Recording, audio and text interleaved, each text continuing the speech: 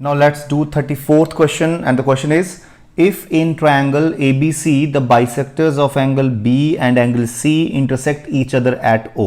तो देखिए ये हमारा एंगल B है, तो इसका जो BO है वो बाइसेक्टर है। बाइसेक्टर मींस ये दो स्मॉल एंगल आपस में बराबर होंगे।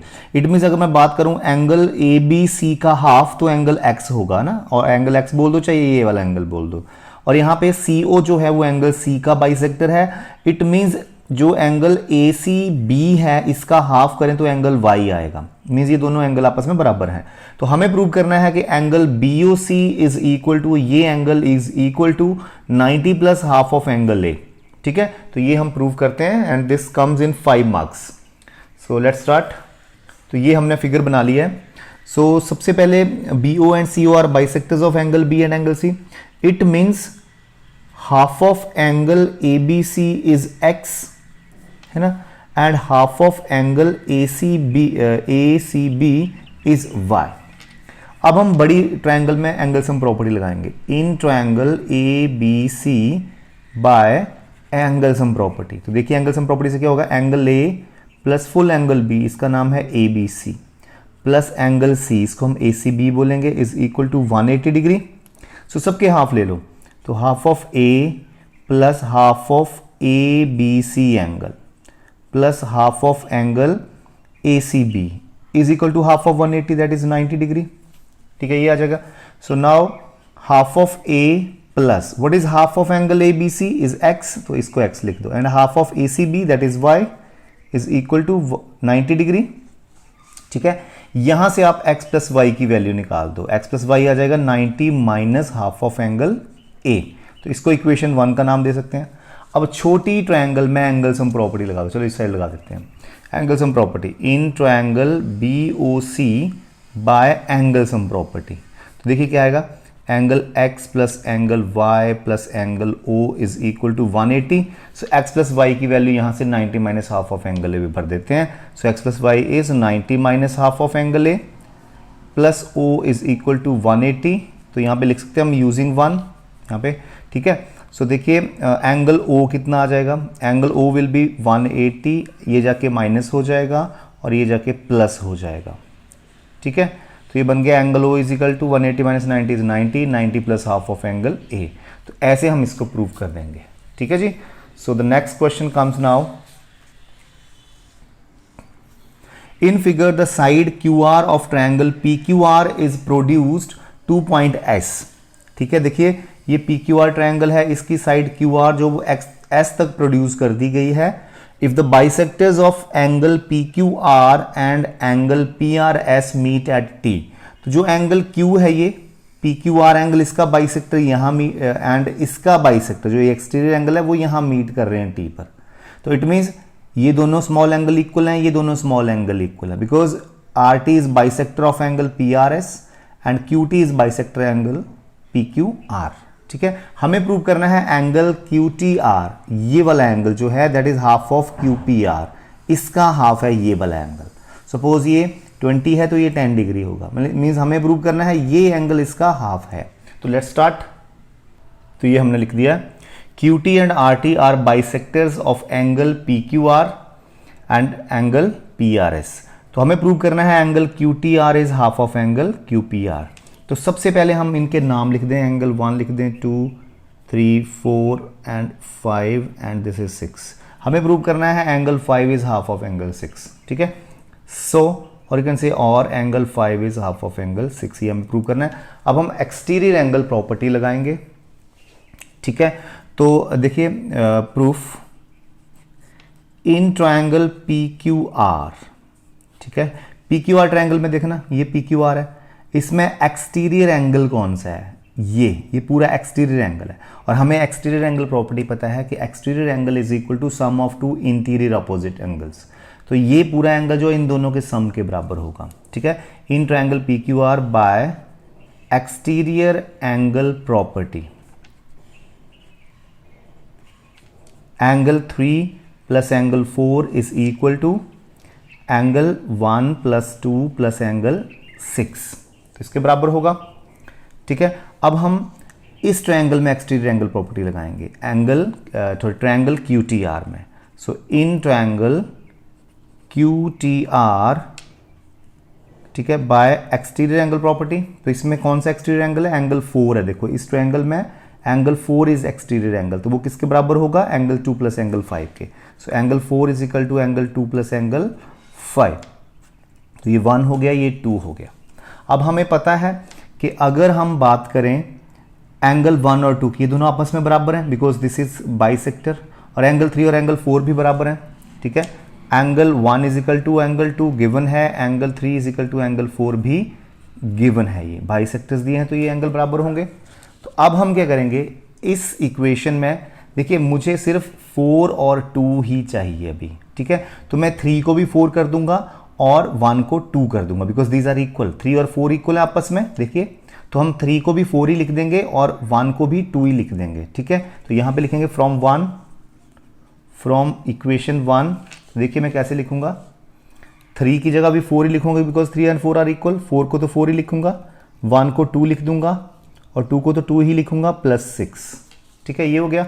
अब यहां पे बन गया 2 angle 4 is equal to 2 angle 2 बन गया ये, प्लस एंगल 6। अब एंगल 4 को मैं क्या लिखूंगा यहां से? फ्रॉम 2। एंगल 4 का मतलब है एंगल 2 प्लस एंगल 5, ठीक है। तो भर दो 4 की जगह एंगल 2 प्लस एंगल 5, और इधर 2 angle 2 as it is plus angle 6।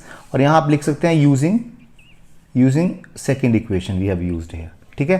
तो ये बन गया, इसको खोल दो, 2 एंगल 2 प्लस ये बन गया 2 angle 5 is equal to 2 of angle 2 plus angle 6। अब सेम चीजें इक्वालिटी के आमने सामने कट जाती हैं। सो 2 angle 5 is angle 6, so angle 5 will be half of angle 6। तो ऐसे आपका ये आंसर आ जाएगा, ठीक है जी। आप देख सकते हैं एक बार एक्सटीरियर एंगल प्रॉपर्टी हमने यूज की है दोनों ट्रायंगल्स में, ठीक है। So let's do the next question. तो ये नेक्स्ट क्वेश्चन ग्राफ का है, ये हम एक सेपरेट वीडियो में करेंगे डिस्कस, तो इसको हम अभी लीव करें, आप कर लो अपने आप। सो नहीं आएगा तो आप कमेंट करना और चैट बॉक्स में लिखना, तो I will be surely making some video for it. So the next question now case studies are. So first case study is, on one day principal of a particular school visited the classroom. Class teacher was teaching the concept of polynomials to the students. He was very much impressed by her way of teaching. To check whether the students also understand the concept taught by her or not, he asked various questions to students. Some of them are given below, answer them. Okay, so देखते हैं questions क्या है। What is the name of the polynomial of ax square plus bx plus c is equal to 0 where a is equal to 0? अब देखिए अगर a 0 हो जाए यहां पर, ठीक है, a 0 हो जाए तो ये सारा पोर्शन 0 हो जाएगा, तो ये एक लीनियर पॉलिनोमियल बनेगा ये bx plus c, that is a linear polynomial. और यहां पे आता अगर a does not equal to 0 तो ये क्वाड्रेटिक बनता, बिकॉज एक्स स्क्वेयर x की हाईएस्ट पावर 2 होती तो ये क्वाड्रेटिक होता है। बट अगर a 0 है तो ये पोर्शन 0 है तो x की हाईएस्ट पावर 1 बची, that is a linear polynomial then, ठीक है। what is the value of k if x minus 1 is a factor of this polynomial? तो देखिए x minus 1 इसका फैक्टर है, हम क्या करेंगे x की 0 निकालेंगे और यहां भर देंगे और इक्वल टू 0 कर देंगे, तो ये x की वैल्यू k की वैल्यू आ जाएगी। तो x minus 1 की 0 निकालने के लिए x minus 1 is equal to 0, so x is equal to 1 आ गया, ठीक है। तो अब हम यहां भर देंगे x की वैल्यू 1 और इक्वल टू 0 कर देंगे। So we will have 4 into 1 cube plus 3 into 1 square minus 4 into 1 plus k is equal to 0. So यहाँ पे बन गया 4 plus 1 का स्क्वायर तो 1 ही होता, 3 into 1 is 3 minus 4 plus k is equal to 0. तो ये कट जाएंगे, so k will be equal to, ये 3 इधर जाके -3 बन जाएगा, तो k की वैल्यू -3 आ जाएगी आपकी। So next is what is the value of a if x plus 2 is a factor of this? तो आपने क्या करना है, सेम क्वेश्चन है, इसमें भी हमने x प्लस 2 की 0 निकालनी है, वो आ जाएगी x इज इक्वल टू -2 और यहाँ भर देना है -2 और इक्वल टू 0 कर देना है, a आ जाएगा। That you can do yourself. What is the degree of the polynomial this? तो इस पॉलिनोमियल को सबसे पहले हमने मल्टीप्लाई करना है, इसको सिंप्लीफाई करना है, फिर देखना है हाईएस्ट पावर क्या है y की। तो देखिए y power 3 -3 into y square plus 8, तो इसको हम मल्टीप्लाई करते हैं जी पहले, ठीक है। y क्यूब को इन दोनों से multiply, y cube into y square is y power 6, ठीक है। I am sorry, y power 3 into y square is bases are same, powers will be added, so ये 5 आ जाएगा, है ना। देखिए 6 नहीं आना है क्योंकि हम मल्टीप्लाई कर रहे हैं और बेस सेम है तो पावर्स ऐड होंगी, तो 5 आ जाएगा। y cube into 8 is 8y cube, now -3 into y square is -3y square, -3 into 8 is -24. सो देखिए हाईएस्ट पावर तो 5 निकली, तो it's degree is 5 here. So the next now case study based question is, once 4 friends Rahul, Arun, Ajay and Vijay went for a picnic at a hill station. Due to peak season, they did not get a proper hotel in the city. The weather was fine, so they decided to make a conical tent at a park. They were carrying 200 square meter cloth with them. तो देखो area of cloth कितना था, 200 metre square, इतना है area है cloth. They made the conical tent with the height 8 meter and diameter 12 meter and the remaining cloth was used for the floor. तो चलिए पहले हम इसकी पिक्चराइजेशन कर देते हैं थोड़ी सी.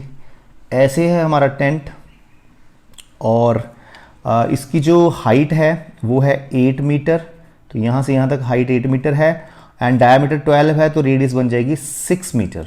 ठीक है, और area of cloth is 200 metre square जिसका ये टेंट बनाया है. सारा यूज तो नहीं हुआ होगा. Let's see what are the questions. First question is what is the slant height of the tent. तो स्लांट हाइट ये होती है, ये तो ये हमारा 90 डिग्री होता है, ये h8 है और r6 है, तो पाइथागोरस थ्योरम लगा के आप l निकाल सकते हो. So l is equal to b base square that is radius square plus height square under root. तो रेडियस का स्क्वायर बन जाएगा 36, 8 का स्क्वायर बन जाएगा हाइट का 64, दैट इज 100 का अंडर रूट दैट इज 10. तो हमारा L आ जाएगा 10 metre. So next is how much cloth was used for the floor. तो फ्लोर के लिए भी क्लॉथ लगा गया है. ठीक है, तो फ्लोर का एरिया होता है pi r square because floor is a circle. ठीक है, ये फ्लोर सर्कल है तो pi r square. So pi is 22/7, r कितना है 6 and r square it is. ठीक है, सो यहाँ पे आप इस पर मल्टीप्लाई 36 22 इंटू 36 आ जाएगा.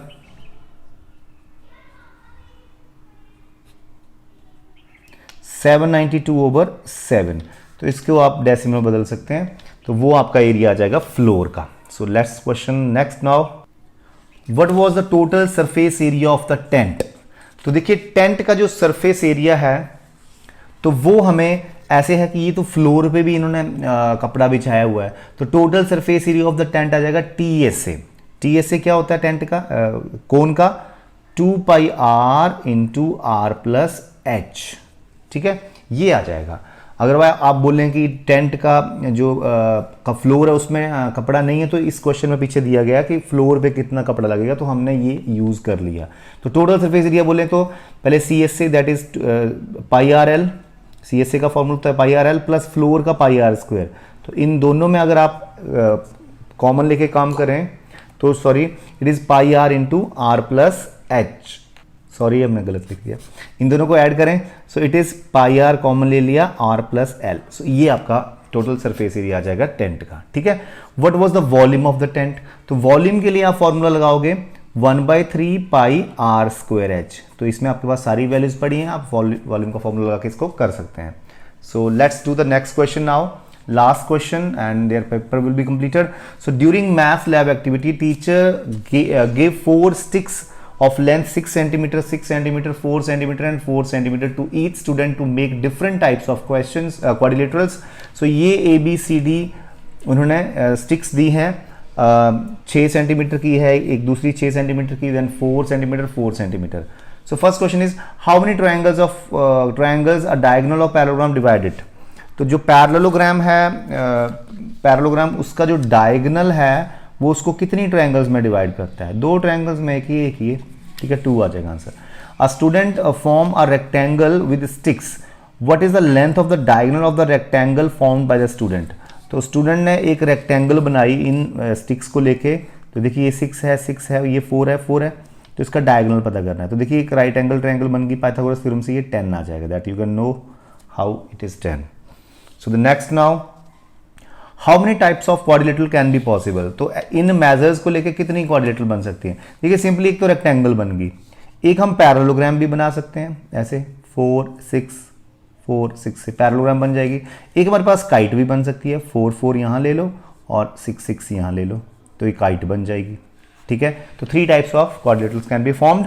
The next question is if angles of a quadrilateral are in the ratio 3:5:5:7 then find the all angles. तो चलो इस क्वेश्चन करने से पहले मैं आपको बता दूं, ये क्वेश्चन हमने लिए हैं ओसवाल पब्लिशर की बुक ओसवाल गुरुकुल से। सो अगर आपको ये बुक परचेज करनी है तो डिस्क्रिप्शन में लिंक दिया गया है, आप उससे जाके परचेज भी कर सकते हैं। और ये पेपर भी आपको, इस पेपर का भी लिंक मिल जाएगा डिस्क्रिप्शन में, तो वहाँ से आप पेपर भी ले सकते हैं।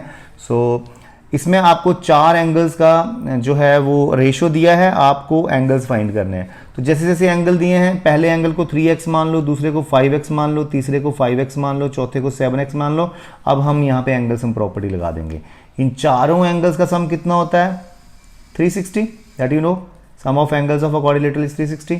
तो 20x इज इक्वल टू 360, तो x हमारा आ जाएगा 12।